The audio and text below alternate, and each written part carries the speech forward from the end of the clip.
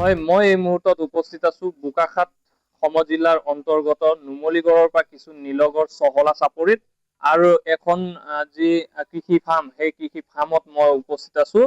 মোৰ সতীৰ্থই পোনপটীয়াভাৱে আছাম টকছৰ দৰ্শকসকলক এই মুহূৰ্তত জাৰ্চি গৰু গোপালনৰ যোগেদি যিহেতু স্বাৱলম্বনৰ এক পথ প্ৰশস্ত কৰা পৰিলক্ষিত হৈছে।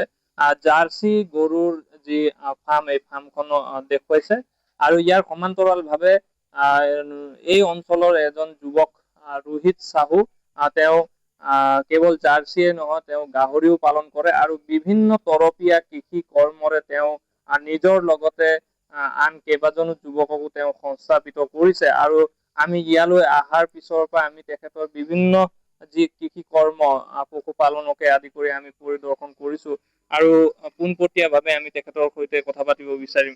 আপুনি যিহেতু জাৰ্চি পালন কৰিছে আৰু বিভিন্ন ধৰণৰ কৃষি কৰ্মৰ লগত জড়িত হৈ পৰিছে, কি ক'ব?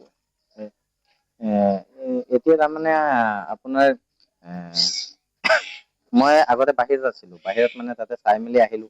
এতিয়া বেলেগৰ হেৰিয়াত ধৰি লওক কাম কৰিলে মানে কিছুমান মানে আপোনাৰ ধৰি লওক যেনেকা লোকৰ গালিও খাবলগীয়া হয়।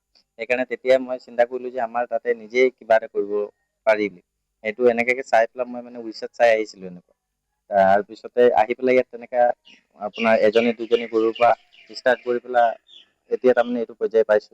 কিমান গৰু আছে? এতিয়া বৰ্তমান আপোনাৰ 40 জনী মান গাই আছে আৰু পোৱালি আছে 40-45টা মান। গতিকে টোটেল মানে 80-90টা মান আছে গাই পোৱালি মিলাই পেলাই। গাখীৰ কিমান উৎপাদন হয়? গাখীৰটো বৰ্তমান এতিয়া আপোনাৰ 350 পৰা 400 লিটাৰলৈকে হৈ আছে পাৰ ডে।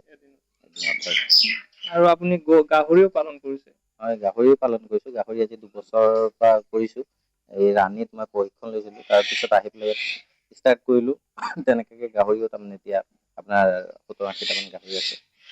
যোৱা বছৰটো বানপানীত বহুত ক্ষতি হ'ল, গাহৰি বহুত মৰিলে, লগতে গৰু মৰিছিলে পোৱালি কেইটামান।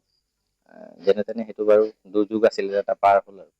আৰু দেখা গৈছে যে আপুনি বিভিন্ন সময়ত কৃষি কৰ্মৰ সতেও জড়িত হৈ থাকে। কি কি খেতি কৰে? কৃষি কৰ্মৰ সতে মানে এতিয়া ধৰি লওক আমাৰ ইয়াতে মাটিমাহ, ধান, সৰিয়হ তেনেকা হয়। গতিকে মাটি আছে যিহেতু সেইটোও কৰো, লগতে আপোনাৰ ধান, সৰিয়হ, মাটিমাহ। কিমান বিঘা খেতি কৰে? আমাৰ বেছি নাই, আপোনাৰ 10-12 বিঘা এনেকে মাটি আছে। সেইখনতে আৰু খেতি কৰা হয়, লগতে গৰুৰ কাৰণে ঘাঁহো কৰা হয়। মানে এই কৃষি কৰ্ম এনে দেখা যায় যে বহিঃৰাজ্যলৈ বহু যুৱক যুৱতীয়ে মানে